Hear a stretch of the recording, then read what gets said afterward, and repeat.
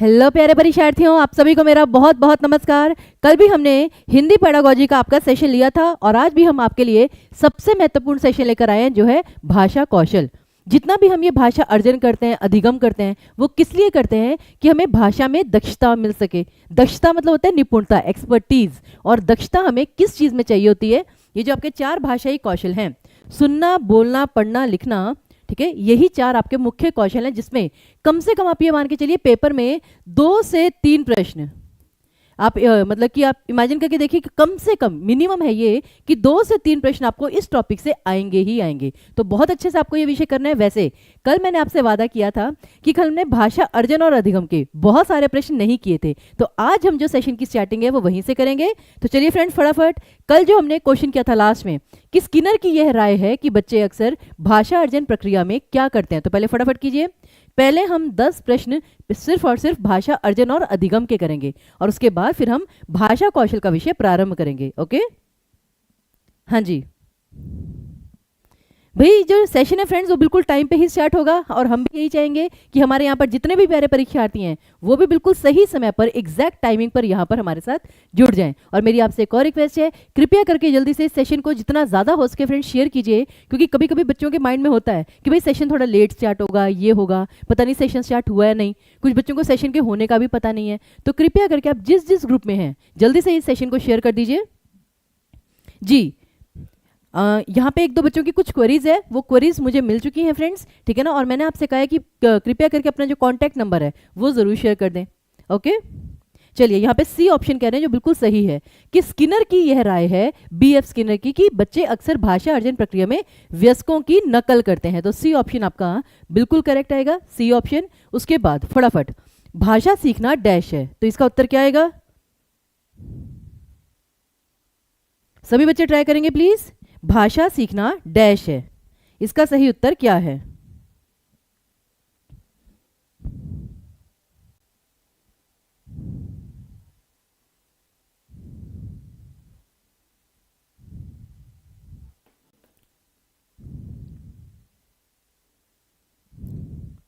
I guess थोड़ा blur आ रहा है, 1 सेकंड के लिए वेट कीजिए फ्रेंड्स।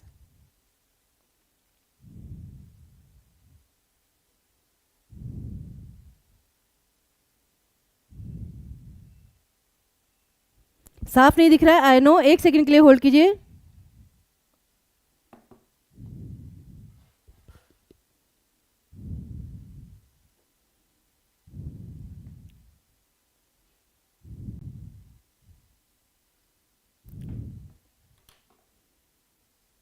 जस्ट होल्ड फ्रेंड्स, कभी कभी धैर्य रखना पड़ता है।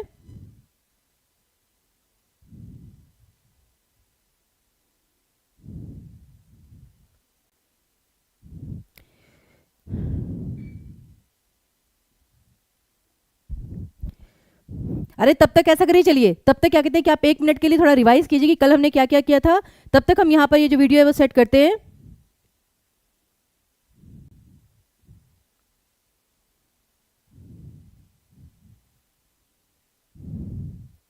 जी वही कर रहे हैं जी आयुष जी, हमें पता है, हम वही चीज सीख कर रहे हैं।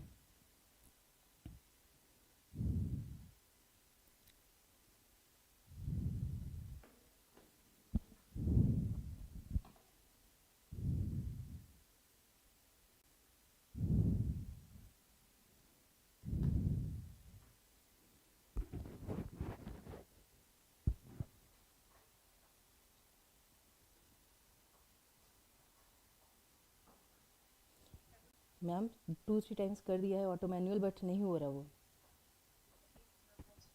हाँ जी प्लीज़। और पहले से ही आ रहा था, मुझे नहीं बताइए क्या हुआ।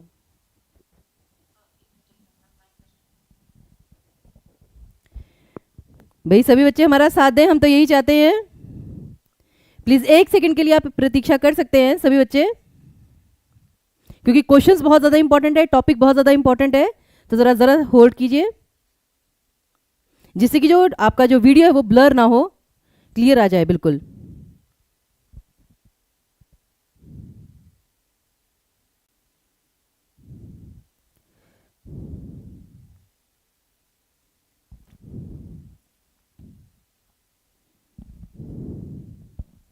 हो जाता है फ्रेंड्स, कभी कभी जब ज़्यादा इंपॉर्टेंट टॉपिक होता है ना, उसी में इश्यू आता है कि जैसे हम कोई इंटरेस्टिंग सी मूवी देखने गए हैं और तभी हमें लगता है कि हाँ भाई पिक्चर जो है वो 5 मिनट बाद स्टार्ट होगी, तो इसलिए जल्दी से ज़रा 2 सेकंड के लिए वेट कर लीजिए फटाफट।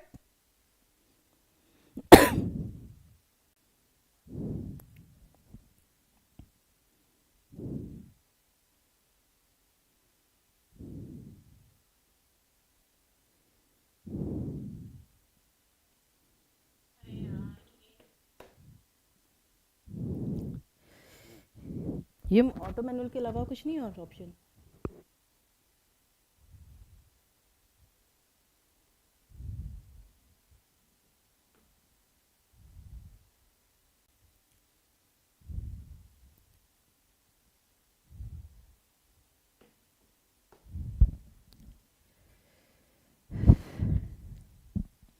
भाई यहाँ पे तो सभी बच्चे आई नो वेट कर रहे हैं, क्योंकि फ्रेंड्स भाषा कौशल और भाषा अर्जन दोनों ही विषय ऐसे हैं जो कि पेपर के लिए कंपलसरी होते हैं। लेकिन तब तक मैं फिर वही कहूंगी कि पैडागोजी को हल्का सा रिवाइज कीजिए, क्योंकि क्वेश्चंस हमें करने ही करने हैं किसी भी हालत में।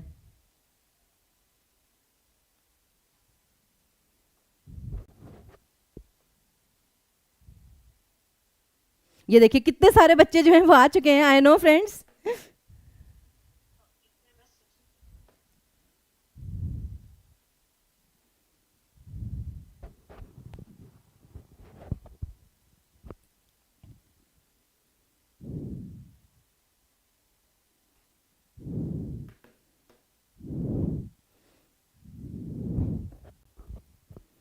क्या मैम और कोई ऑप्शन नहीं है?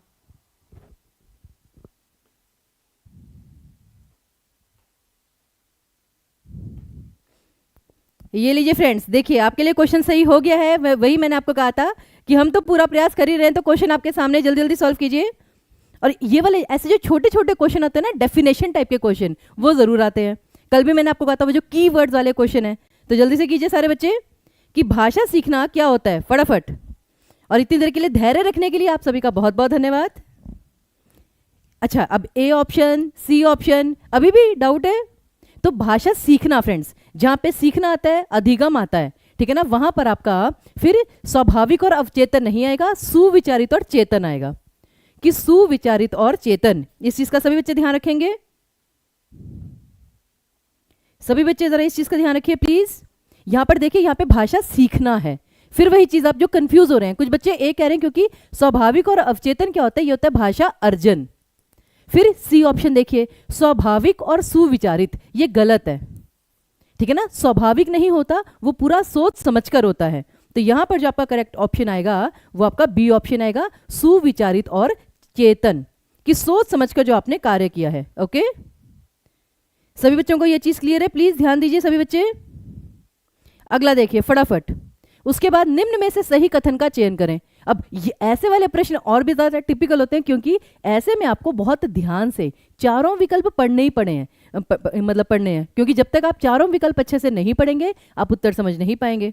और एक और चीज ध्यान रखिए फ्रेंड्स, कभी कभी क्या होता है कि जब ऐसे प्रश्न है कि निम्न में से सही कथन का चयन करें, तो वो शायद से जानकर एग्जामिनर पहले दो ऑप्शन ऐसे देते हैं जो कि थोड़े बहुत सही हैं, पूरे तरीके से सही नहीं है, जैसे कहते हैं ना पूर्णतः सत्य है, लेकिन जो आखिरी विकल्प होता है वो आपका बिल्कुल सही होता है। तो इसलिए जब तक चारों विकल्प नहीं पढ़ेंगे उत्तर मत दीजिएगा।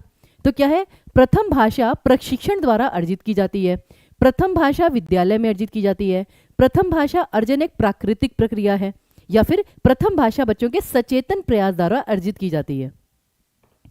तो जितने भी बच्चों ने सी ऑप्शन चूज किया फ्रेंड्स, वो बिल्कुल सही किया कि प्रथम भाषा अर्जन एक प्राकृतिक प्रक्रिया है। अब प्रशिक्षण क्या होता है, प्रॉपर ट्रेनिंग। और ये प्रथम भाषा कौन सी होती है फ्रेंड्स?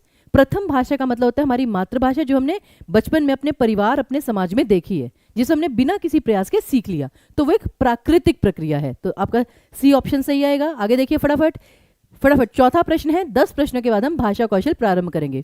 भाषा सीखने के बारे में कौन सा कथन सत्य है? फटाफट, बिल्कुल मदर टंग जिसे आप कहते हैं अंग्रेजी में, तो भाषा सीखने के बारे में कौन सा कथन सत्य है, ये आपको बताना है। जी बिल्कुल, सहज को आप मान सकते हैं एफर्टलेस, कि बिना किसी प्रयास के अनायास, अचानक, उस तरीके से सीख लेते हैं आप। तो देखिए, भाषा सीखने के बारे में कौन सा कथन सत्य है। अब देखिए यहां पर, लेखन से पहले पठन का विकास होता है, पठन से पहले शिक्षार्थी को लेखन की आवश्यकता है, पठन और लेखन साथ साथ विकसित होते हैं, या प्रथम भाषा द्वितीय भाषा सीखने में हस्तक्षेप करती है।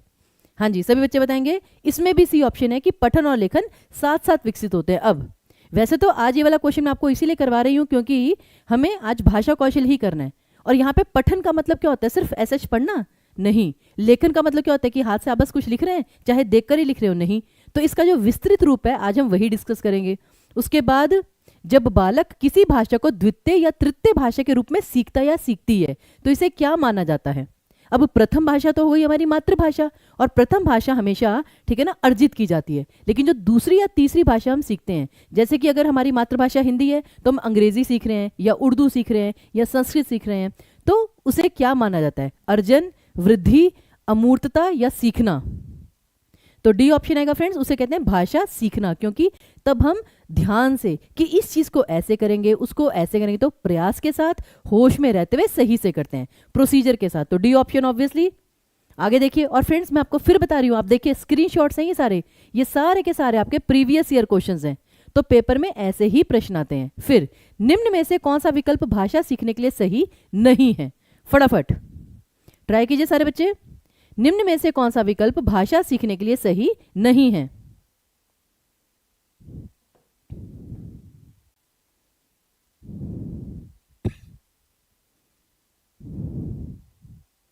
और कहते ना फ्रेंड्स कि जैसे आपका जो स्नेह है, आपकी जो सहभागिता है, वही हमारी सबसे बड़ी एसेट है, वही हमारा सबसे बड़ा निवेश है। तो हम तो यही चाहते हैं कि बस जैसा धैर्य आपने आज दिखाया, अपने सफलता के लिए भी बस थोड़ा सा धैर्य आपको वैसे ही दिखाना है, आपको सफलता अवश्य मिलेगी।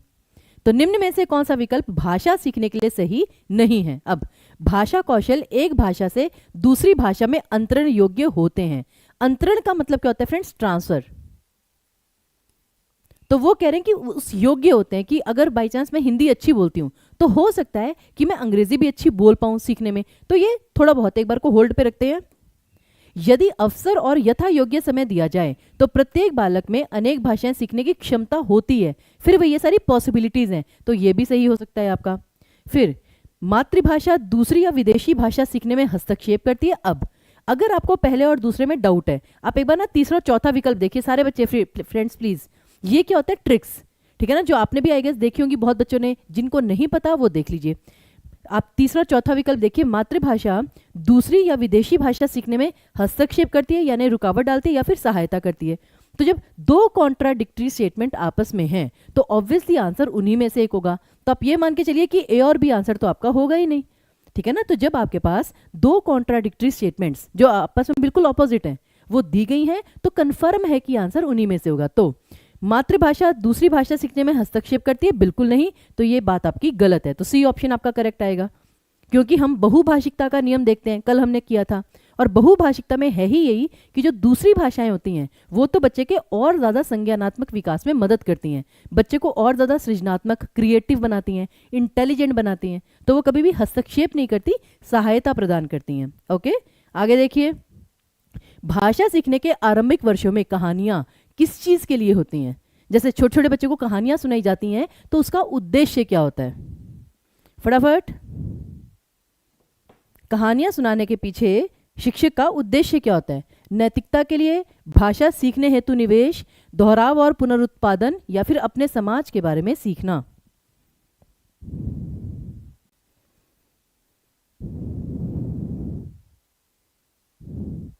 सोच समझकर फ्रेंड्स, ए बी डी सारे ऑप्शन आ गए, हाँ, लेकिन मोस्टली बच्चों का ए ऑप्शन आ रहा है या डी। अब देखिए, सबसे पहले नैतिकता के लिए फ्रेंड्स, आरंभिक वर्ष, आरंभिक वर्ष मतलब कि फर्स्ट क्लास, सेकंड क्लास या केजी वगैरह, वहां बच्चों को आप नैतिक उपदेश देंगे, बच्चों का इंटरेस्ट पढ़ाई में वहीं पे खत्म हो जाएगा। बच्चों को लगेगा कि भाई यहाँ पे तो भाषण दिया जा रहा है, इस साइड करो इसे। तो स्टार्टिंग में तो बच्चे को ऐसी कहानियां सुनानी चाहिए जो कि बच्चे में इंटरेस्ट उत्पन्न करे, ठीक है ना। तो उससे क्या होगा कि बच्चे उस चीज का चित्रण करेंगे कि अरे वो परी आई थी, उसने पौधे में ये फूल लगा दिया था, तो बच्चा उस चीज को इमेजिन करता है, कल्पनाशीलता बढ़ती है। तो वो होता है भाषा सीखने हेतु निवेश। निवेश होता है इन्वेस्टमेंट, कि आप बच्चे को तैयार कर रहे हैं कि हाँ वो भाषा सीखने के लिए भाषा को ये मतलब उसकी कल्पना करना प्रारंभ करे, उसमें इंटरेस्ट लेना, उसमें रुचि लेना प्रारंभ करे। तो इसलिए बी ऑप्शन आपका करेक्ट आएगा यहाँ पे।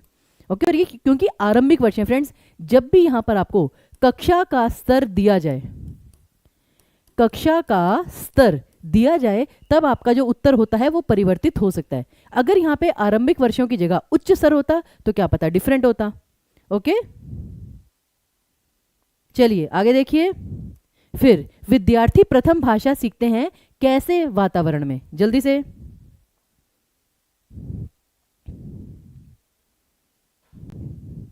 हाँ जी, कहीं पर अगर आपको संदेह हो तो आप पूछ सकते हैं, ठीक है। तो विद्यार्थी प्रथम भाषा कैसे वातावरण में सीखते हैं? मैत्रीपूर्ण वातावरण में, पढ़ाए जाने वाले वातावरण में, औपचारिक वातावरण में या प्राकृतिक वातावरण में? अब यहां पर डेफिनेटली देखिए सभी का आंसर बिल्कुल सही है, प्राकृतिक वातावरण। अब जैसे कि यहां पर है औपचारिक, नहीं, फॉर्मल एनवायरनमेंट नहीं होता कि तुम ऐसे बोलो तुम वैसे बोलो, वो तो फिर भाषा अधिगम हो गया। फिर पढ़ाए जाने वाले वातावरण में, तो इन दोनों में आपका अधिगम है, अर्जन नहीं है।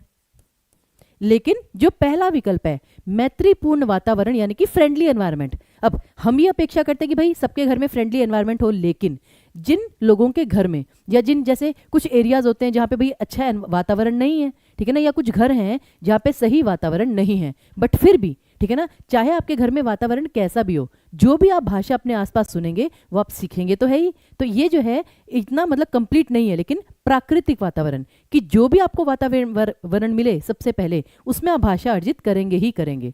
आगे देखिए, फिर वही सेफ ऑप्शन, निम्न में से कौन सा प्रथम भाषा के अर्जन में महत्वपूर्ण कारक है? सेकंड लास्ट क्वेश्चन पहले वाले टॉपिक का, जल्दी जल्दी कीजिए। कौन सा प्रथम भाषा के अर्जन में महत्वपूर्ण कारक है? फटाफट। वैसे आप जानते हैं आज एक महत्वपूर्ण दिवस है फ्रेंड्स, आज आपका 22 मार्च है, आज बिहार दिवस है। ओके, तो बिहार दिवस के उपलक्ष्य में जैसे हमारे जो बीपीएससी वाले छात्र हैं उनके लिए तो बहुत ही महत्वपूर्ण है भाई, ठीक है ना, क्योंकि अब उनके पेपर की भी जानकारी उन्हें मिल चुकी है कि हाँ होगा। लेकिन आपके लिए भी हम स्पेशल जो ऑफर है वो लेकर आए हैं। तब तक के लिए सभी बच्चे उत्तर दीजिए, कौन सा प्रथम भाषा के अर्जन में सबसे महत्वपूर्ण कारक है? शिक्षक नहीं, अगर शिक्षक होगा तो वो तो अधिगम हो जाएगा, ठीक है। फिर विद्यालय भी नहीं, पहचान और प्रोत्साहन भी नहीं, लेकिन अवसरों की प्रकृति कि आपको कैसे मौके मिल रहे हैं भाषा को समझने के, कि जैसे आपने जिस प्रकार की भाषा सुनी आप वैसा ही अर्जित करेंगे भाषा को। अगर आपने अच्छी भाषा सुनी आप अच्छी भाषा अर्जित करेंगे, गलत भाषा सुनी आप गलत भाषा अर्जित करेंगे। तो कहते हैं ना बच्चों के सामने थोड़ा अच्छे से बोलिए, क्योंकि आप मतलब बच्चे अपने आप वो चीज़ सीख जाएंगे। तो सी ऑप्शन आपका यहाँ पे करेक्ट आएगा। और लास्ट क्वेश्चन इस विषय का कि विविध परिस्थितियों में भाषा का उपयुक्त एवं प्रभावी उपयोग करने के लिए हमें किस चीज़ की आवश्यकता है? फटाफट सारे बच्चे करें। अच्छा, आज विश्व जल दिवस भी है, चलिए ये तो बहुत अच्छी बात है। वो कहते हैं ना कि हमें स्वयं को केवल पाठ्य पुस्तक तक सीमित नहीं करना है, क्योंकि ज्ञान तो हर तरफ फैला ही हुआ है, जहां से ज्ञान मिले जरूर लीजिए उसे, वो कहीं ना कहीं काम अवश्य आएगा जी। तो विविध परिस्थितियों में भाषा का उपयुक्त और प्रभावी उपयोग करने के लिए हमें किस चीज की आवश्यकता है? व्याकरण के नियमों को जानने की, प्रत्येक व्याकरणिक पद की परिभाषाएं जानने की, बिल्कुल भी नहीं, ठीक है ना, डेफिनेशन हमें बिल्कुल नहीं सीखनी, और व्याकरण के प्रति व्यवस्थित ध्यान केंद्रित करने की, ठीक है ना। तो ये क्या होता है? व्यवस्थित ध्यान, ऐसा भी नहीं, और संदर्भ के अनुसार व्याकरण के उपयोग पर ध्यान देने की। तो डी ऑप्शन आपका काफी हद तक सही है कि संदर्भ के अनुसार, सिचुएशन के अकॉर्डिंगली भाषा को प्रयोग कैसे करना है। ओके, तो चलिए फिर तो डी ऑप्शन यहां पर आपका करेक्ट हो गया। और फाइनली मैं आपको फिर बता देती हूँ फ्रेंड्स, सक्सेस किट 2.0 जो आपके लिए बहुत ही महत्वपूर्ण अभ्यास एक सामग्री हो सकती है, ठीक है ना, उसका पूरा लाभ उठाइए, क्योंकि इस बार बहुत एडवांस वर्जन है जो आपके लिए बहुत महत्वपूर्ण साबित हो सकता है। ओके, और साथ ही साथ जैसे मैंने कहा फ्रेंड्स, बिहार दिवस के उपलक्ष्य में टीचिंग परीक्षा आपके लिए 66% का डिस्काउंट ऑफर लेकर आया है। इतना डिस्काउंट ऑफर फ्रेंड्स आपको कहीं पर भी नहीं मिलेगा, कोई फ्लैश सेल भी चल रही होगी ना वहां पर भी आपको नहीं मिलेगा, लेकिन ये ऑफर फ्रेंड्स सिर्फ आज के लिए, सिर्फ और सिर्फ आज के लिए, क्योंकि चाहे आप जल दिवस मानिए चाहे आप बिहार दिवस मानिए, लेकिन आज का दिन महत्वपूर्ण है भाई, आज तो वीकेंड भी है। तो इसलिए कृपया करके फ्रेंड्स, आपके जितने भी मित्र हैं, जितने भी आपके दोस्त वगैरह जो कि यहाँ पे कोर्स को लेना चाहते हैं, क्योंकि सीटेट का पेपर अब बहुत जल्दी आ जाएगा, समय बहुत जल्दी निकलता है, तो ये सारे आपके लिए बहुत महत्वपूर्ण हो सकते हैं, क्योंकि इसमें हम आपको फ्री मॉक टेस्ट पेपर्स देते हैं, फ्री डाउट सेशंस देते हैं, इतनी सारी पीडीएफ देते हैं, ठीक है ना, और इतने सारे आपको जो वीडियोस हैं, रिकॉर्डेड वीडियोस, वो भी देते हैं, और साथ ही साथ आपकी बहुत सारी क्वेरीज को सॉल्व करने की जैसे बहुत क्लासेस भी रहती हैं। तो ये सारी चीज़ें आपको बहुत महत्वपूर्ण हो सकती हैं आपके लिए, क्योंकि एक होता है ना कि एक चीज़ को आप 100 जगह से पढ़ रहे हैं तो कंफ्यूज हो जाते हैं, लेकिन सारी चीज़ों को अगर आप एक ही जगह से पढ़ रहे हैं तो फिर आपको कंफर्मेशन हो जाती है, कंफ्यूज नहीं होते हैं। तो ये चीज़, इसका डिस्काउंट ऑफर का पूरा पूरा लाभ उठाइए फ्रेंड्स। Okay, 66% discount. और साथ ही साथ बाकी हिंदी के अलावा जो बाकी क्लासेस आपकी चल रही हैं उनका भी जितना लाभ हो सकता है आप ज़रूर उठाइए। चलिए फिर, तो आज हमारा जो मुख्य विषय है, अब आते हैं मुख्य विषय पर, भाषा कौशल। ओके, तो भाषा कौशल क्या होता है कि भाषा को कितने प्रभावी तरीके से आप प्रयोग में ला रहे हैं।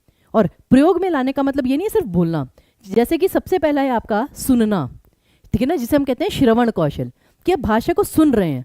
और सुनने का मतलब ये नहीं कि आपके कान ठीक हैं, आपने भाषा को सुनकर उसका अर्थ क्या निकाला, क्या आपने उसका अर्थ निकाला, सही अर्थ में उसे समझ पाए या नहीं, या मैंने कुछ और बोला आपने कुछ और समझा, जिसे हम व्याकरण की दृष्टि में कहते हैं वक्रोक्ति अलंकार। आई गेस बहुत सारे बच्चों को पता भी होगा। ओके, उसके बाद दूसरा जो होता है आपका बोलना, यानी कि वाचन कौशल। अब ये बहुत महत्वपूर्ण है। वो कहते हैं ना कि अच्छी बात को भी गलत तरीके से कहा जाए तो वो गलत लगती है, और गलत बात को भी सही तरीके से कहा जाए तो वो सही लगती है। तो और दूसरी बात ये भी है, फॉर एग्जाम्पल आपकी जो ऑडियंस है, मतलब जो लोग आपको सुन रहे हैं, श्रोता, उनके सामने आप ऐसी भाषा का प्रयोग करें जो समझ ही नहीं पा रहे।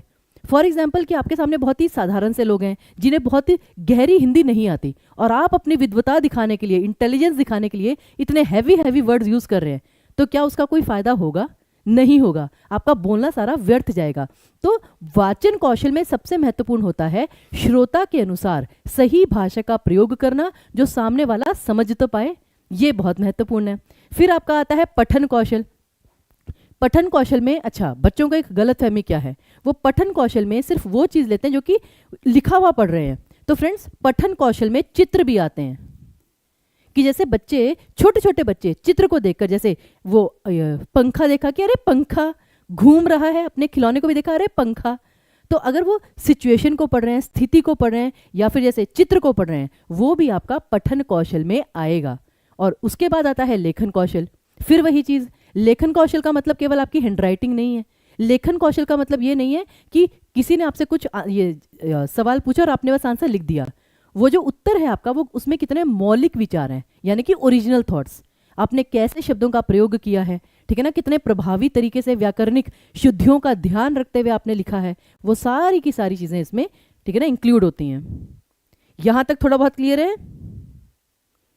जी, संदीप जी आप कह रहे हैं सबके टाइप भी बताइए। तो एक्चुअली क्या है फ्रेंड्स, सबके अगर टाइप करने जाएंगे हम तो उसमें तो बहुत समय लग जाएगा। तो हम ये जितने भी चारों के चारों कौशल हैं, इन्हें एक एक करके, ठीक है ना, डिटेल में आपके साथ डिस्कस करेंगे, जैसे कि व्याकरण में हम कर रहे हैं। अब जैसे संज्ञा का हमने सेशन एक दिन लिया, फिर हमने सर्वनाम का सेशन एक दिन लिया। तो जहाँ तक मेरा मानना है कि ये विषय अब आपको बहुत अच्छे से क्लियर हो चुके हैं, तो उसी प्रकार हम श्रवण कौशल पर एक पूरा सेशन लेंगे, जिसमें उसके प्रकार, ठीक है ना, फिर उसमें किन किन बातों का ध्यान रखना है वो सारा। फिर एक दिन वाचन कौशल। अब जैसे कि आप पठन को ही ले लीजिए, ठीक है ना, पठन कौशल में मौन पठन, फिर आपका सस्वर पठन। सस्वर होता है कि बोल बोल के पढ़ना। मौन पठन जैसे आप नॉवल पढ़ते हैं, साइलेंट रीडिंग। फिर एक होता है द्रुत पठन, कि बहुत तेजी से पढ़ना, जैसे कि आप पेपर में कॉम्प्रीहेंशन पढ़ते हैं। तो वो सारी चीजें हम विस्तार से करेंगे। ओके, चलिए, तो अब यहाँ पे सबसे पहले हम श्रवण कौशल से प्रारंभ करते हैं। बहुत थोड़ी सी थ्योरी है फ्रेंड्स, घड़ी देख लीजिए, 10 मिनट से ज़्यादा थ्योरी नहीं जाएगी, उसके बाद प्रश्न ही प्रश्न है। ओके, तो सारे बच्चे फटाफट। सबसे पहले आता है आपका श्रवण कौशल, यानी कि सुनना। अब मेन बात यह है कि वो कहते हैं ना कि जितना आप सुनेंगे उतना आप समझेंगे। तो पहले चीज़ को शांति से सुनिए, फिर सुनने के बाद उस पर आपको चिंतन भी करना है कि जो सामने वाले व्यक्ति ने बात कही उसका ये भी अर्थ हो सकता है, ये भी अर्थ हो सकता है। तो ऐसा नहीं कि आपको बहुत जल्दी उस पर प्रतिक्रिया देनी है, नहीं, सामने वाले की बात सुनिए, उसे समझिए, और उसके बाद उसका क्या अर्थ हो सकता है फिर वो आपको बताना है, ठीक है ना। तो मतलब वो चीज़, उसे कहते हैं श्रवण कौशल बेसिकली। फिर दूसरा आपका आता है क्या, वाचन कौशल। अब वाचन तो बहुत प्रकार से होता है, ठीक है ना, और इसके बहुत स्तर भी होते हैं। डिपेंड करता है कि आप किस तरीके से बोल रहे हैं, किस व्यक्ति के साथ बोल रहे हैं। जैसे कि औपचारिक, ठीक है ना, औपचारिक और अनौपचारिक।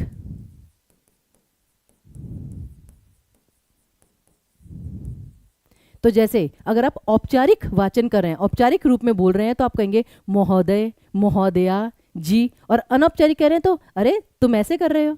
तो वो दोनों चीज़ें चलती हैं, तो आपको स्थिति का ध्यान रखना है। फिर इसमें क्या होता है, जैसे वाचन कौशल में किस स्तर,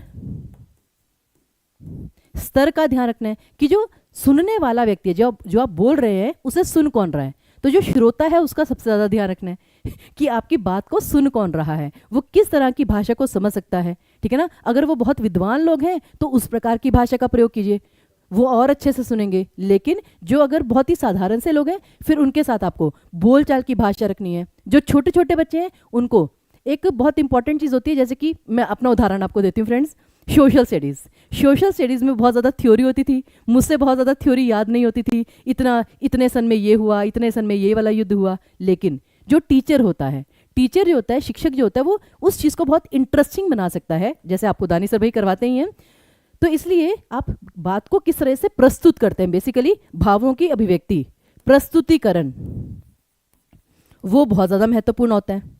और उसी प्रकार इसमें जैसे अभी बच्चों ने कहा कि मैम हाँ, जो भाषा कौशल होते हैं वो दो प्रकार के होते हैं। एक तो होते हैं ग्रहणात्मक और एक होते हैं अभिव्यक्तात्मक, जो हमने कल भी किए थे।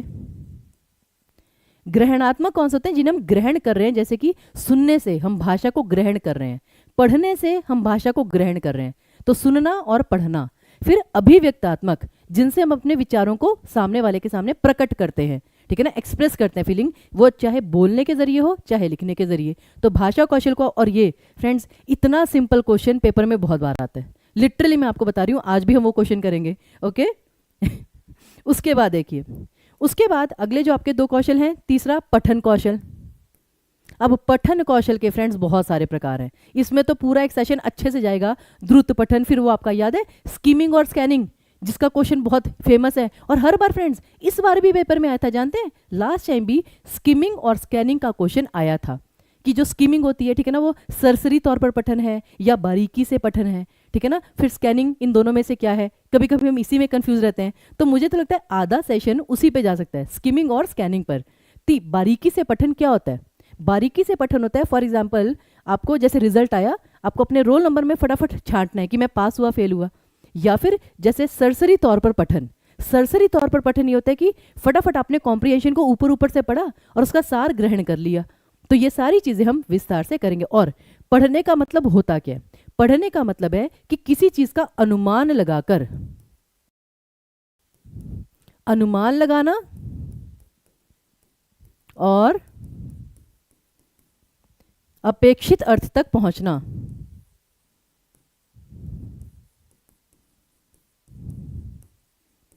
अपेक्षित अर्थ तक पहुंचना। और सबसे मेन है कि जो लेखक है उसका उद्देश्य क्या है, लेखक ने किस संदर्भ में कहा है। वो कल हमने वो कविता की थी ना फ्रेंड्स, आ रही रवि की सवारी, नव किरण का रथ सजा है, कली कुसुम से पथ सजा है। तो वो चीज क्या थी कि आ रही रवि की सवारी, कि जो सूरज है वो उग रहा है, तो कह रहे आ रही रवि की सवारी। तो जब आप उसे पढ़ते हैं तो बच्चों को कितना इंटरेस्ट आता है, क्योंकि राइम है। तो वो भी पढ़ना कौशल में एक बहुत इंपॉर्टेंट है। और चौथा लेखन कौशल। और लेखन में फ्रेंड्स हमेशा आपको एक चीज ध्यान में रखनी है, मौलिक विचार। मौलिक मतलब होता है आपकी ओरिजिनल थॉट्स। अगर आप जैसे ब्लैक बोर्ड पे टीचर ने कुछ लिखा और एज इट इज आप उसको कॉपी में लिख रहे हैं, उसे हम लेखन कौशल नहीं कहेंगे। अगर आप सुंदर सुंदर शब्दों में कह रहे हैं तो उसे लेखन कौशल का एक उप कौशल फिर भी कह सकते हैं। लेकिन लेखन कौशल का वास्तविक अर्थ यही है कि जो आपके मन में विचार हैं, आपके मन के विचारों को सही से अभिव्यक्त करने के लिए सही शब्दावली का प्रयोग करना, ओके। और सही तरीके से लिखना, जैसे सही व्यवस्थित तरीके से।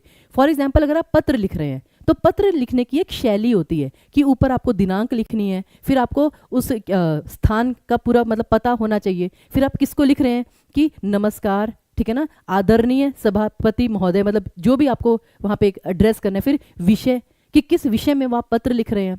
फिर उसके बाद बिल्कुल इधर की ही साइड लिखना है, तो उसकी प्रॉपर एक शैली होती है। उसी प्रकार निबंध में होती है, तो उसमें आपको शैली का भी ध्यान रखना है, लेखन शैली। तो ये सारी की सारी चीज़ें विस्तार से एक एक सेशन में हम अलग अलग से करेंगे। अब फाइनली मैंने आपको कहा था 10 मिनट से ज़्यादा थ्योरी नहीं जाएगी। अब हम सारे प्रश्न करते हैं जिससे एक हमें बेसिक आइडिया लग सके, क्योंकि आज सैटरडे है फ्रेंड्स, कल संडे है, कल तो क्लास होगी नहीं, तो कल आपके पास रिवीजन करने का थोड़ा सा टाइम होगा। फिर हम मंडे से दोबारा टॉपिक स्पेसिफिक सेशन स्टार्ट करेंगे। तो फटाफट स्टार्ट कीजिए।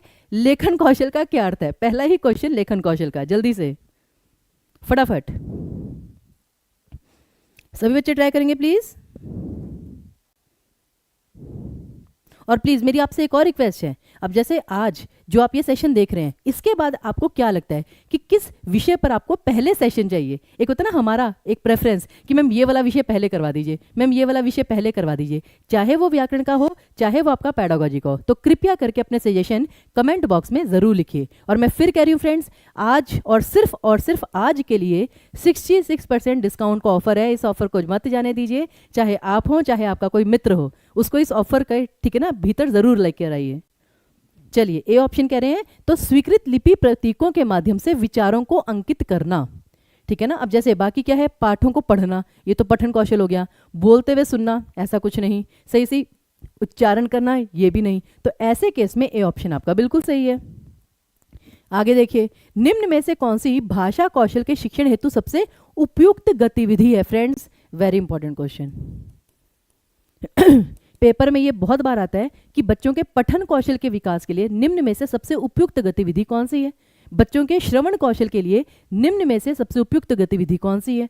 बच्चों के हाथों और आंखों के समन्वय के लिए सबसे उपयुक्त गतिविधि कौन सी है? तो बताइए जरा, ट्राई कीजिए। कविता वाचन, कक्षा में नाटक करना, वाद विवाद प्रतियोगिता या भाषण प्रतियोगिता? जल्दी से। और क्या है? भाषा कौशल। अब भाषा कौशल में सारे आ गए, सुनना, बोलना, पढ़ना, लिखना। और जरूरी नहीं चारों ही इंक्लूडेड हो, लेकिन एटलीस्ट चारों में से जितने ज्यादा इंक्लूड हो सकें। और मेन वही जो हमने कल किया था, भाषा का अधिक से अधिक प्रयोग, भाषा प्रयोग के अवसर प्रदान करना। तो यहां पर जो करेक्ट ऑप्शन आएगा फ्रेंड्स, वाद विवाद से ज्यादा आएगा कक्षा में नाटक करना। जानते हैं क्यों? अब ये भी मैं आपको बताती हूँ। चारों विकल्प हम ध्यान से पढ़ते हैं। सबसे पहला है कविता वाचन, यानी कि आप कविता को पढ़ रहे हैं तो गा के पढ़ेंगे कि भाई आ रही रवि की सवारी, ये सब। लेकिन उसमें क्या है, उसमें आपके अपने विचार तो कुछ नहीं है ना, आप सिर्फ पढ़ रहे हैं, तो आपने चिंतन प्रक्रिया तो कुछ की ही नहीं, तो आपके अपने विचार कुछ थे ही नहीं, तो ये गलत। अब कक्षा में नाटक करना, अब ये बहुत ज़्यादा महत्वपूर्ण क्यों है? आपने पहले पुस्तक में डायलॉग्स लिखे हुए हैं, ठीक है, आप उसे पढ़ रहे हैं, फिर आप उसे संदर्भ के अनुसार सही भावों को व्यक्त करते हुए पढ़ रहे हैं। आपको पता होना चाहिए कि वहाँ पे गुस्से से बोलनी है बात, जैसे मैं कहती हूँ कि भाई हमें देश के लिए जान देनी चाहिए, ये तरीका है बोलने का कि हमें देश के लिए जान देनी चाहिए। तो अगर देश के लिए कुछ करना भी हो, व्यक्ति वैसे ही डिमोटिवेट हो जाएगा, तो कि हमें देश के लिए सब कुछ करना चाहिए, तो एग्रेशन। तो वो जो भाव हैं, सबसे इंपॉर्टेंट कि भावों के साथ सही भाव अभिव्यक्ति के साथ बोलना। तो आप उसमें पढ़ भी रहे हैं, भाव भी दिखा रहे हैं, तो सारी चीज़ें उसमें इंक्लूड हो जाती है। फिर तीसरा, वाद विवाद प्रतियोगिता। अब इसमें तो क्या है फ्रेंड्स कि हाँ आप चिंतन करते हैं, लेकिन बस उसमें आपका ना मौखिक कौशल आ रहा है, तो उसमें फिर आपका ज़्यादा महत्वपूर्ण नहीं होगा। और वाद विवाद में आप इतना भी कभी कभी ज़्यादा ध्यान नहीं देते कि श्रोता क्या कर रहा है, उसमें बस आपको ये होता है अपना पॉइंट आपको प्रूव करना है। तो हाँ ये ठीक है, लेकिन कक्षा में नाटक करना सबसे महत्वपूर्ण है। तो करेक्ट ऑप्शन आपका सेकंड आएगा। ओके, क्लियर है सभी को? किसी को यहाँ पे संदेह हो तो बता सकते हैं फ्रेंड्स, क्योंकि मैं फिर आपको रिपीट कर रही हूँ, जो पेडागोजी होती है वो और कुछ नहीं, वो ह्यूमन साइकोलॉजी है फ्रेंड्स। हाँ कुछ क्वेश्चन स्पेसिफिक होंगे, जैसे वाइगोत्स्की ने ये थ्योरी दी, स्किनर ने ये थ्योरी दी, लेकिन जो सिचुएशन बेस्ड क्वेश्चन होते हैं वो सारा का सारा ह्यूमन साइकोलॉजी पे चलता है। ओके, आगे देखिए। उसके बाद हाँ अब ये वाला बहुत महत्वपूर्ण है। 4 विकल्प आपके पास दिए गए हैं कि आप इमिग्रेशन फॉर्म भर रहे हैं, आप एक व्यावसायिक बैठक में प्रस्तुति दे रहे हैं, जैसे वो आप ऑफिस में अपने बॉस के सामने प्रेजेंटेशन देते हैं, तो ऐसे में 2 चीज़ें, सटीकता पे ध्यान देना और प्रवाह पर ध्यान केंद्रित करना। अब इन 4 विकल्पों में आप किस किस चीज़ पे ध्यान देंगे? एक बार सारे बच्चे ध्यान से करिए। ये लीजिए, मैं बिल्कुल साइड में हो गई हूँ, बहुत सोच समझ कर उत्तर देना है। इमिग्रेशन फॉर्म आप भर रहे हैं, व्यावसायिक बैठक में प्रस्तुति दे रहे हैं, आपात स्थिति में मदद के लिए पुकार रहे हैं, और किसी पार्टी में दोस्तों से बात कर रहे हैं। ट्राई कीजिए, जल्दबाजी नहीं करनी अभी, अभी हमारे पास फिर भी समय है, तो अभी पहले हमें ज्ञान अर्जित करना है, पहले हमें नॉलेज लेनी है, फिर हम एक्यूरेसी पर ध्यान देंगे और फिर हम स्पीड पे ध्यान देंगे।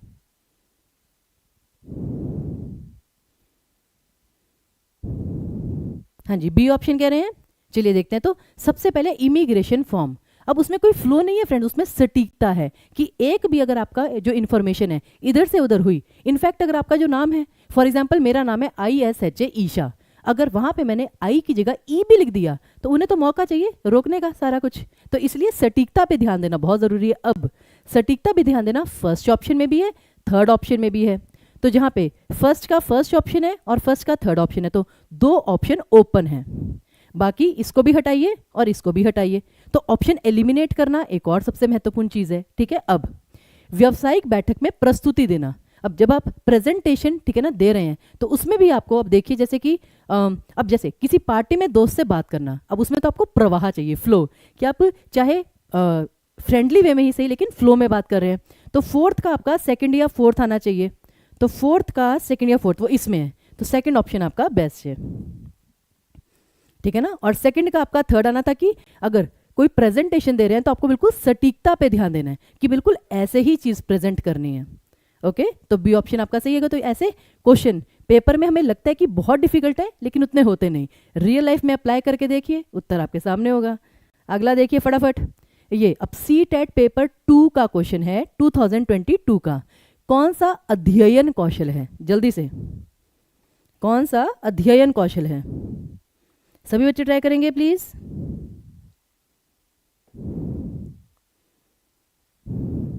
और भाई क्या चक्कर है कि पेडागोजी बहुत ज़्यादा बच्चे भी नहीं पढ़ रहे हैं क्या? फ्रेंड्स, समय है, यही समय है कि अच्छे से थ्योरी को समझ लीजिए, क्वेश्चंस करिए अच्छे से। ओके, तो इसलिए मैं फिर से रिक्वेस्ट करूंगी कि जितने बच्चे हैं इस सेशन का जो लिंक है वो अपने अपने ग्रुप में ज़रूर शेयर कीजिए। अब यहाँ पे अध्ययन कौशल क्या है? अध्ययन क्या होता है? स्टडी करना। मुख्य बिंदु लिखने के लिए, पाठ्य सामग्री का सार पढ़ने के लिए पढ़ना, आनंद के लिए पढ़ना और दूसरों के साथ साझा करना, ये कोई अध्ययन कौशल नहीं है, ये तो सिर्फ आनंद के लिए आप पढ़ रहे हैं। ठीक है भाई, कोई न्यूज़ आई मज़े से पढ़ रहे हैं। एक शौक के रूप में समाचार पत्र पढ़ना गलत। लघु कथा पढ़ना और इसके बारे में चर्चा करना। अब मुख्य बिंदु लिखने के लिए, अगर आप मुख्य बिंदु लिख रहे हैं दैट मीन्स कि आप पूरे जो गद्यांश है जो आपको दिया गया है मटेरियल उसे बहुत ध्यान से पढ़ रहे हैं, उसकी बारीकियों पे ध्यान दे रहे हैं, तो बेसिकली आपका करेक्ट ऑप्शन ए ऑप्शन आएगा। ठीक है, तो डी ऑप्शन भी गलत नहीं था। डी ऑप्शन में क्या था कि लघु कथा पढ़ना, छोटी सी कहानी पढ़ी और उस पर चर्चा की, तो उस पर भी आप चिंतन मनन कर रहे हैं, तो गलत नहीं है। फिर वही चीज़ फ्रेंड्स, एक सबसे महत्वपूर्ण चीज़ कि जो सी टेट में आपको निर्देश दिया गया होता है, वहाँ पे ये नहीं होता कि सही उत्तर चुनिए, वहाँ पे होता है सबसे उपयुक्त उत्तर चुनिए। तो अगर ए और डी दोनों सही है, उसमें से बेस्ट ऑप्शन क्या है? वो आपका ए ऑप्शन है। ओके, आगे देखिए फटाफट। पढ़ना कौशल में सबसे ज़्यादा महत्वपूर्ण क्या है फ्रेंड्स? ये भी बहुत फ्रीक्वेंटली आने वाला प्रश्न है, बहुत जल्दी जल्दी क्वेश्चन आता है ये, जल्दी जल्दी करिए। पढ़ना कौशल में सबसे ज़्यादा महत्वपूर्ण क्या है?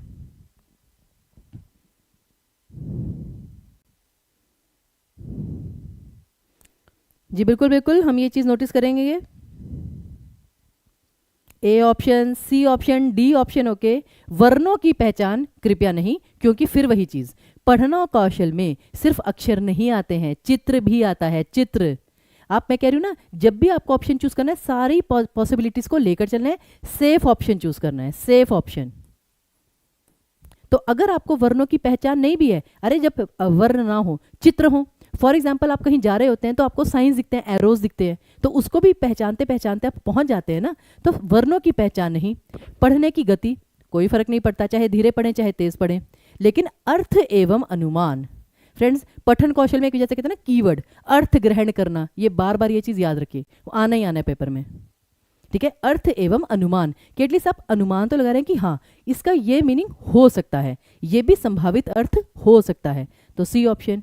आगे देखिए, हिंदी भाषा के संदर्भ में आप किस कथन से सहमत नहीं हैं? और इसमें भी फिर चारों विकल्प प्रॉपर तरीके से याद होने चाहिए, समझने चाहिए, तो ट्राई कीजिए। किस संदर्भ से आप सहमत नहीं हैं, ये आपको बताना है। ये काल्पी किसको याद आ रहा है? कहते हैं सी फॉर काल्पी, काल्पनिक कहिए, काल्पनिक, ये हिंदी भाषा की कक्षा है, जल्दी से। अच्छा, मोस्टली बच्चे सी ऑप्शन कह रहे हैं, चलिए देखते हैं। कक्षा में बच्चों को अपनी बात कहने की स्वतंत्रता दी जानी चाहिए, बिल्कुल। भाषा प्रयोग के जितने अवसर मिल सकें दीजिए, स्टूडेंट सेंटर्ड। कक्षा में बच्चों को विविध प्रकार का बाल साहित्य उपलब्ध करवाएं, बिल्कुल। जैसे उसमें कुछ अच्छे अच्छे रंगीन चित्र हैं, वहाँ उसके माध्यम से अगर आप बच्चे को पढ़ाएंगे तो बच्चे में रोचकता आएगी, बच्चा पढ़ने के लिए तत्पर होगा, तैयार होगा। फिर कक्षा में बच्चों को अधिकाधिक लिखित कार्य देना चाहिए, बिल्कुल नहीं। तो सी ऑप्शन आपका कन्फर्म है कि होगा ही होगा, कि ज़्यादा लिखित कार्य देंगे तो बच्चा ना फिर उस चीज़ को समझने की बजाय बस ये करेगा कि अरे लिखने वाला काम करो, हमारा होमवर्क खत्म। तो आप उस चीज़ से लेके चलिए कि अगर एक छोटे से छोटा बच्चा करे काम तो उसे कौन सी चीज़ सही रहेगी और कौन सी गलत। ठीक है, आगे देखिए। प्राथमिक स्तर पर फिर वही चीज़ फ्रेंड, जब भी कक्षा में प्रश्न में स्तर दिया गया हो तो उत्तर स्तर के अकॉर्डिंगली होना है कि प्राथमिक स्तर है, उच्च स्तर है या माध्यमिक स्तर है। प्राथमिक स्तर पर भाषा शिक्षण के संदर्भ में सबसे महत्वपूर्ण क्या है? फटाफट 7 क्वेश्चन हो चुके हैं, बस थोड़े से क्वेश्चन बाकी हैं, जल्दी जल्दी कीजिए।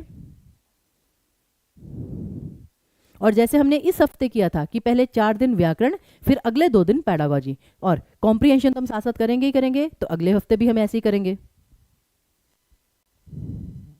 जल्दी से सारे बच्चे कीजिए कि प्राथमिक स्तर पर भाषा शिक्षण के संदर्भ में सबसे महत्वपूर्ण बात क्या है? शब्दों को जोड़ जोड़ कर वाक्य पढ़ें, लिखी या छपी सामग्री का अर्थ समझ सकें, लिखी या छपी सामग्री को बोल बोल कर पढ़ सकें या जोड़ जोड़ कर पढ़ सकें। अब देखिए मेन बात यहाँ पे पढ़ना पढ़ना पढ़ना, लेकिन ये क्या पे है? अर्थ समझ सकना। वो मैंने आपको बताया ना, पठन कौशल में जो अर्थ शब्द है फ्रेंड्स, ये कीवर्ड है। इस कीवर्ड को पकड़ लीजिए, आपकी सफलता की चाबी है, जिसे कहते हैं सफलता की कुंजी कह लीजिए, चाबी कह लीजिए, तो आपका बी ऑप्शन बिल्कुल सही आएगा। क्योंकि पढ़ने में या छपी उन्होंने स्पष्ट लिखा हुआ है, फिर वो चाहे चित्र हो, चाहे फोटोज हो, ठीक है ना, या फिर कुछ और चीज़ हो, या चाहे अक्षर हो, आप उसका अनुमान लगा के सही अर्थ पहचान सकें। तो बी ऑप्शन आपका बेस्ट आंसर आएगा। आगे देखिए, पढ़ना सीखने के लिए कौन सा उपकौशल, ठीक है ना, कौन सी एक्स्ट्रा क्वालिटी अनिवार्य नहीं है? आप कह रहे हैं प्राइमरी लेवल, हाँ जी बिल्कुल सही है संदीप जी। आप एक बात बताइए, इनफैक्ट अगर आप ये SCRT जो बिहार की पुस्तक है ना, प्राइमरी लेवल की फर्स्ट क्लास की पुस्तक, अगर आप उसे ओपन करके देखेंगे, उसमें 4 से 5 जो चैप्टर्स हैं वो उसमें सिर्फ और सिर्फ चित्र हैं। तो चित्र देखकर बच्चा और अनुमान लगाता है। फॉर एग्जाम्पल फर्स्ट क्लास का बच्चा है, उसके सामने मेले का चित्र है, फिर मेले के चित्र में, दूसरे चित्र में बच्चा वो पंखा सा लेके भाग रहा है, बहुत प्रसन्न है, तो बच्चे समझ जाते हैं कि हाँ मैम यहाँ पे तो मेला है, फिर वहाँ पे बच्चे खेल रहे हैं, बच्चा समझ जाएगा, वो अर्थ का अनुमान लगा लेगा। ओके, तो हमें वही चीज़ करनी है बिल्कुल। और जो चित्र होते हैं वो बच्चे को थोड़ा रोचकता से पढ़ने के लिए करते हैं, प्रोत्साहित करते हैं। तो यहाँ पे पढ़ना सीखने के लिए कौन सा क्वेश्चन अनिवार्य नहीं है, कंपलसरी नहीं है? भाषा की संरचना की समझ, ये ठीक हो सकता है। भावनात्मक संबंध, वर्णमाला याद करने का कौशल। फ्रेंड्स जानते हैं CTET में तो वर्णमाला के प्रश्न नहीं आते, लेकिन जो बाकी पेपर हैं KVS, UP TET, NVS, REET, UP का, मतलब बहुत सारे ऐसे पेपर हैं उनमें वर्णमाला के प्रश्न आते हैं। और इनफैक्ट अभी तक भी, इस लेवल तक भी, ठीक है ना, जब आप कंपटीशन एग्जाम की तैयारी कर रहे हैं, बच्चों को वर्णमाला याद नहीं होती, बट फिर भी वो इतना अच्छा कर रहे हैं ना, तो वर्णमाला याद करने का कौशल कोई अनिवार्य नहीं है, कंपल्सरी नहीं है, लेकिन बाकी सारी चीज़ें महत्वपूर्ण हैं। ओके, तो सी ऑप्शन आएगा। आगे देखिए, अच्छा आप कह रहे हैं उप कौशल क्या होता है? तो फ्रेंड्स जैसे कि भाषा के जो मुख्य कौशल हैं वो 4 ही हैं, सुनना, बोलना, पढ़ना, लिखना, लेकिन उप कौशल क्या होते हैं? जैसे कि पठन कौशल है, तो उसमें अर्थ का अनुमान लगाना, ये आपका उप कौशल है, उस तरीके से। फिर भाषा कौशलों के संबंध में कौन सा कथन सही है? वेरी वेरी इंपॉर्टेंट, जल्दी बताइए, भाषा कौशलों के संदर्भ में कौन सा कथन सत्य है?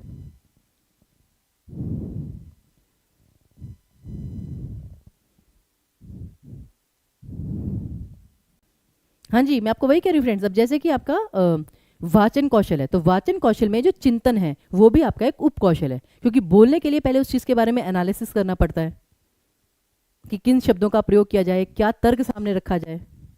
अब ए ऑप्शन कह रहे हैं भाषा कौशल परस्पर अंत संबंधित होते हैं, बिल्कुल ये भी आपका कीवर्ड है, हमेशा याद कर लीजिए कि जो चारों कौशल होते हैं वो अलग अलग नहीं, वो साथ में मिलकर पढ़ाए जाते हैं। क्योंकि अब फिर इमेजिन कीजिए, छोटा सा बच्चा है, आई गेस अभी 8-9 महीने का बच्चा है, उसको अगर हाथ में कुछ भी मिल जाए, या अगर जैसे नीचे बिठा दिया जाए, वो दीवारों पे ऐसे ऐसे करेगा, जिसे हम अंग्रेजी में कहते हैं स्क्रिबलिंग, पता है ना, CDP में आप ये चीज़ें पढ़ते हैं। तो फ्रेंड्स याद रखिए, जो ऐसी चीज़ें हैं CDP में जब आप मैम से पढ़ते हैं, उसमें भी इन चीज़ों को ध्यान में रखिए और उसे हिंदी पैडागोजी में अप्लाई भी कीजिए। ओके, चलिए फिर, तो यहाँ पर परस्पर संबंधित है, यही आएगा। अगला, सीखने की प्रक्रिया में शिक्षक की भूमिका क्या होनी चाहिए? मोस्ट इंपॉर्टेंट, आजकल फ्रेंड्स ये चीज़ बहुत इंपॉर्टेंट है, और ये क्योंकि शिक्षा नीति में प्रॉपर बताई गई है सरकार के द्वारा कि सीखने की प्रक्रिया में शिक्षक की भूमिका क्या होनी चाहिए। सुगमकर्ता की, अनुदेशनकर्ता की, प्रशिक्षक की, या नियंत्रणकर्ता की, कि कंट्रोलर, इंस्ट्रक्टर या हेल्पर, किस चीज़ की? अच्छा, ऐसा तो नहीं आपकी थोड़ा सा डिफिकल्ट वर्ड देकर आपने यही आंसर चूज कर दिया है? फैसिलिटेटर, बिल्कुल सही। सुगम करता, सुगम करता कौन होता है फ्रेंड्स? सुगम मतलब होता है आसान, और करता होता है काम को करने वाला। तो कहते हैं कि जैसे बच्चा कोई भाषा सीख रहा है तो उस चीज में बच्चे की सहायता करना, बच्चे की मदद करना। तो ए ऑप्शन डेफिनेटली आपका करेक्ट आएगा। अनुदेशन करता तो कौन होता है? इंस्ट्रक्टर, जो सिर्फ इंस्ट्रक्शंस दे रहा है। ओके, तो बिल्कुल सही आपका ए ऑप्शन ही आएगा। अगला देखिए, निम्न में से कौन सी धीमे शिक्षार्थी का अभिलक्षण नहीं है? अभिलक्षण यानी कि उसका फीचर। जो धीमा शिक्षार्थी होता है मतलब कि जो बिलो एवरेज स्टूडेंट है, बिलो एवरेज स्टूडेंट की क्वालिटी क्या नहीं होगी? ध्यान की अल्प अवधि, असीमित शब्दावली, रुचि का सीमित प्रयास, या अमूर्त चिंतन। ट्राई कीजिए, फिर मैं चारों विकल्प आपको बताती हूँ उनका अर्थ जल्दी जल्दी। तो चलिए, सबसे अच्छी बात यही है फ्रेंड्स, आज हमने भाषा कौशल के भी बहुत सारे प्रश्न किए, आज हमने भाषा अर्जन और अधिगम के भी प्रश्न किए, और ये दोनों विषय बहुत ज़्यादा महत्वपूर्ण है। जैसे कि अगला हम करेंगे मूल्यांकन और आकलन, उपचारात्मक शिक्षण, ये दो विषय बहुत ज़्यादा महत्वपूर्ण है, ठीक है ना, डेफिनेटली।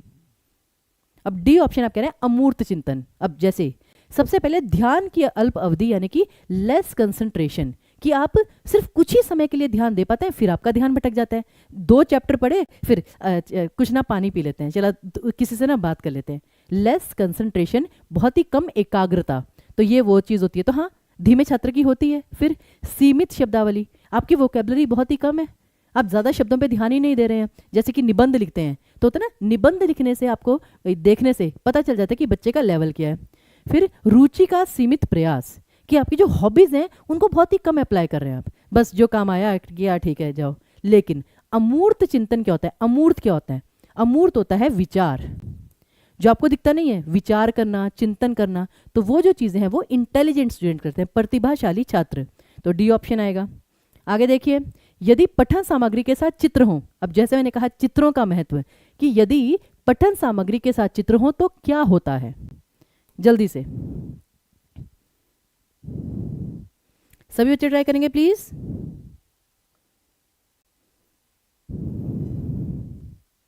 पठन सामग्री में अगर चित्र होंगे, ज्यादा कम की तो बात ही नहीं है, चित्र अगर होंगे तो क्या होगा? पठन सामग्री की गुणवत्ता होता है मतलब उसकी जो क्वालिटी है उसमें वृद्धि होगी। चित्रकार की भूमिका के महत्व का पता चलता है, भैया नहीं, चित्रकार की भूमिका का हमें कुछ नहीं करना, हम अभी छोटे से बच्चे हैं, प्राथमिक स्तर पर। फिर पठन सामग्री का आकर्षण बढ़ जाता है। चलिए होल्ड पे रखते हैं। लिखे हुए के बारे में अनुमान लगाना आसान हो जाता है। अब देखिए कितनी महत्वपूर्ण चीज है, ये भी सही लग रहा है, ये भी बहुत अच्छा ऑप्शन लग रहा है, और ये भी बहुत अच्छा ऑप्शन लग रहा है कि लिखे हुए के बारे में। अब यहां पर देखिए गलती क्यों उन्होंने क्या की, यहां पे सिर्फ लिखा हुआ है, क्यों? छपा हुआ नहीं होता, जो चित्र होता है उसे लिखते हैं या छापते हैं। तो यहाँ पे पठन सामग्री की गुणवत्ता में वृद्धि होती है। ए ऑप्शन आपका बेस्ट जाएगा। गलत आपका फोर्थ ऑप्शन भी नहीं है, सही है फोर्थ ऑप्शन, बट स्टिल उसके होते हुए आपका ए ऑप्शन सही आएगा, क्योंकि सिर्फ लिखा हुआ नहीं, छपी हुई भी। हाँ जी, एक बार ध्यान से देखिए, कितने सारे बच्चों ने डी ऑप्शन दिया था फ्रेंड्स। यही चीज कि जहां पे हमें लगता है कि हम कंफ्यूज हो रहे हैं, कि जहां पे एक से ज्यादा सही उत्तर होता है वहां पे सही उत्तर चूज करना, यही सबसे बड़ा चैलेंज होता है।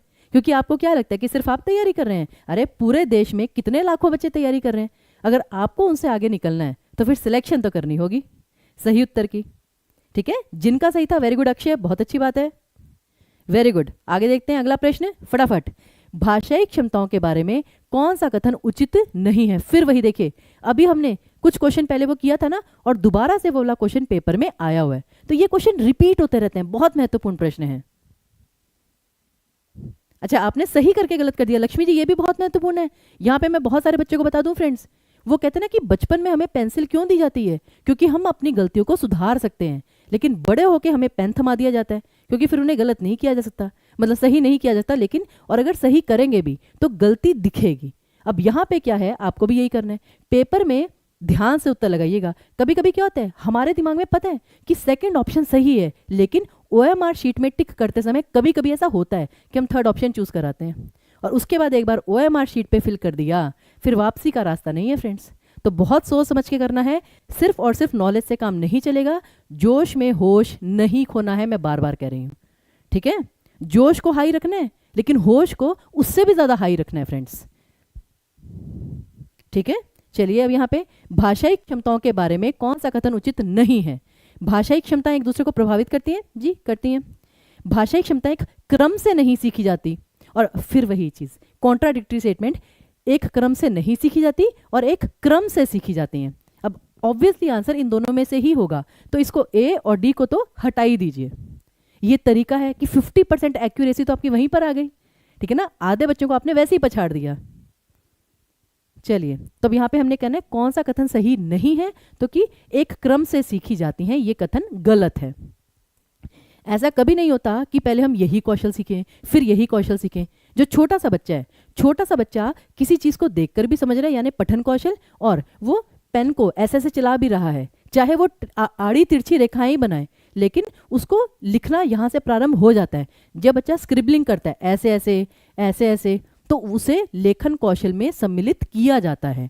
ओके, तो सी ऑप्शन आपका बेस्ट आंसर होगा। फिर अच्छी वाचन गतिविधि कौन सी है, ये सिचुएशन बेस्ड क्वेश्चन जो आपकी रियल लाइफ से रिलेटेड है। अच्छा, आप कह रहे हैं कि मैम पैसेज के आंसर बहुत रॉन्ग थे, इसके लिए क्या करना चाहिए। तो सुप्रिया जी, आपको और जितने भी यहाँ पे परीक्षार्थी हैं, पैसेज में बेसिकली क्या होता है कि कभी कभी हमें लगता है कि हर प्रश्न का उत्तर ना एज इट इज दिया होगा, लेकिन जरूरी नहीं है।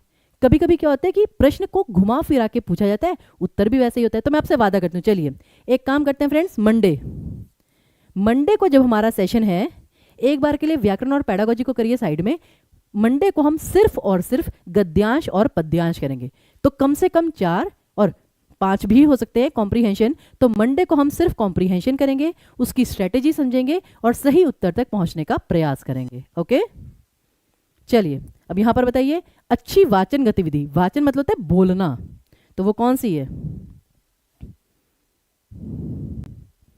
डी ऑप्शन चूज कर दिया सबने।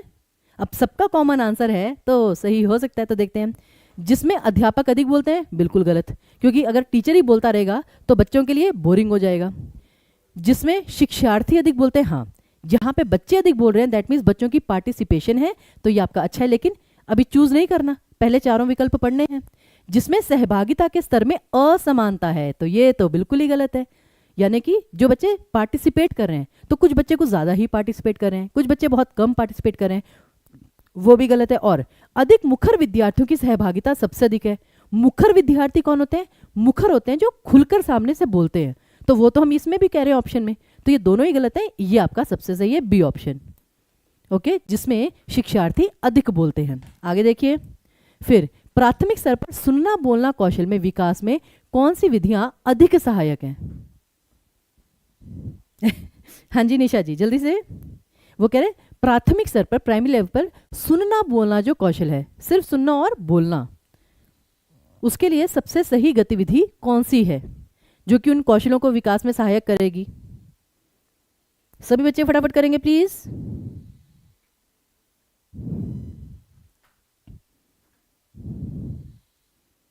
हाँ जी, तो यहां पर देखिए, कहानी कथन और श्रुतलेख, ओके, कविता पाठ और भाषा प्रयोगशाला, रोल प्ले करना और समाचार वाचन, और भूमिका निर्वाह करना और बातचीत। अब क्या होता है, जैसे बच्चे रोल प्ले देखते हैं फटाफट वो चूज कर लेते हैं, लेकिन भूमिका निर्वाह नीचे भी, और समाचार वाचन प्राथमिक स्तर पे बच्चे समाचार वाचन करेंगे क्या, नहीं ना, वो करेंगे बातचीत। तो म्यूचुअल कम्युनिकेशन जब वो करेंगे, चाहे इनफॉर्मली सही, तो वो ज्यादा उसमें इफेक्टिव रहेंगे। तो डी ऑप्शन आपका बेस्ट आंसर था। ठीक है, तो जिन बच्चों ने सी ऑप्शन लिखा है, फिर वही अंतिम विकल्प तक पढ़ना है, चारों विकल्प पढ़े बिना उत्तर नहीं देना है। ओके, समझ में आ गया सभी को। बस 5 क्वेश्चन और फ्रेंड, लास्ट 5 क्वेश्चन फटाफट। भाषा में किन्हें ग्राह्य कौशल कहते हैं, मैंने कहा था ये क्वेश्चन आते ही आता है फ्रेंड्स, ये भी सारे प्रीवियस ईयर क्वेश्चन ही है। और जल्दी जल्दी करते हैं, ग्राह्य कौशल किन्हें कहते हैं फटाफट। आप कह रहे हैं डी ऑप्शन एक्सप्लेन कर दीजिए। बिल्कुल फ्रेंड्स, डी ऑप्शन क्या था, भूमिका निर्वाह। चलिए, अब क्या होता है भाई, आजकल के मॉडर्न बच्चे हैं तो उनके लिए मॉडर्न एग्जाम्पल्स भी होने चाहिए, तो हम एक बच्चे को बना देते हैं कि भाई तुम ना मम्मी हो और ये है छोटा सा बच्चा, अब इसको बोलो कि भाई मोबाइल करना गलत है, तो बच्चे को क्या लगेगा कि इंटरेस्टिंग लगेगा, और बच्चा फिर वो रोल प्ले करता है, तो वो भाषा का प्रयोग करता है, इनफॉर्मल भाषा का, अनौपचारिक भाषा का, तो उससे क्या होता है कि बच्चे का संकोच दूर होता है। हाँ, ये भी बहुत महत्वपूर्ण है फ्रेंड्स, वाचन कौशल में जानते हैं वाचन कौशल जो मौखिक कौशल है, उसमें सबसे महत्वपूर्ण बात क्या है कि बच्चे के मन का जो डर है, भय जो है, संकोच जो है, वो दूर करना है। बच्चे को उस काबिल बनाना है कि बच्चा खुलकर बिना किसी डर के पूरे आत्मविश्वास के साथ अपने विचारों को सामने रख सके। तो ये बहुत महत्वपूर्ण है। ओके, आगे देखिए। फिर यहाँ पे ग्राह्य कौशल, फिर वही सुनना और पढ़ना, श्रवण और पठन, बी ऑप्शन आपका करेक्ट आएगा। आगे देखिए, अब ये वाला पढ़ना और लिखना दोनों का संबंध भाषा के किस रूप से है, वेरी इंपॉर्टेंट। क्वेश्चन देखने में जितना छोटा होता है उतना ही कंफ्यूजिंग होता है। ओके, जल्दी जल्दी करिए। पढ़ना और लिखना दोनों का संबंध भाषा के किस रूप से है? 17 क्वेश्चन फ्रेंड, बस 3 क्वेश्चन और रह गए, लास्ट 3 क्वेश्चन, जल्दी जल्दी कीजिए। अब यहां पर आपका जो करेक्ट ऑप्शन आएगा फ्रेंड्स वो आएगा लिखित भाषा से। भाई मौखिक भाषा को आप कैसे लिखेंगे फ्रेंड्स?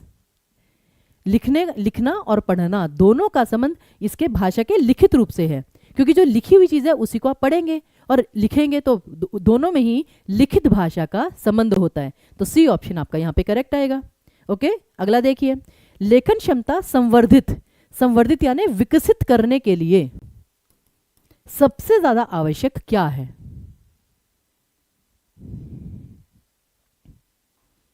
लेखन क्षमता विकसित करने के लिए सबसे महत्वपूर्ण क्या है?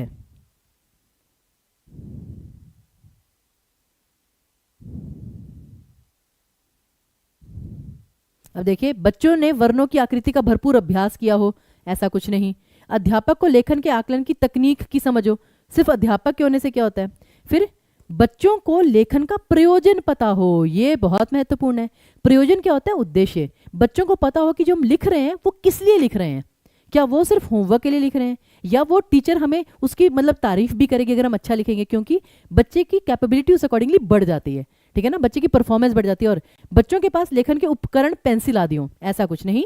मेन है आपका सी ऑप्शन, कि अगर बच्चे को पता होगा कि वो क्यों ये चीज लिख रहा है तो फिर वो उतने बेहतर क्षमता के साथ उस चीज को लिखेगा। ओके, उसी प्रकार साधारण तौर पर शिक्षक यह समझते हैं कि बच्चों को लिखना तब सिखाना चाहिए जब उन्हें वर्णों की पहचान हो। यह विचार पूरी तरह से क्या है? ऐसे भी क्वेश्चन बहुत आते हैं, जल्दी जल्दी फ्रेंड्स, बस 3 क्वेश्चन, ये आपका थर्ड लास्ट क्वेश्चन है, जल्दी जल्दी करिए।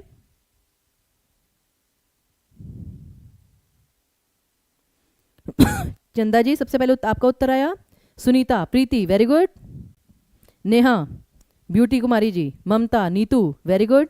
अब देखिए, टीचर ये समझता है कि बच्चे को लिखना तब सिखाना चाहिए जब उन्हें वर्णों की पहचान हो, लेकिन मैंने आपको जैसे बताया था कि बच्चे का लेखन तभी प्रारंभ हो जाता है जब वो स्क्रिबलिंग करता है, ऐसे ऐसे, तो ऐसे में तो वर्णों की पहचान नहीं है ना बच्चे को, लेकिन फिर भी वो देख के पंखे को जैसे ऐसे ऐसे भी बनाता है, ऐसे ऐसे भी कर रहा है।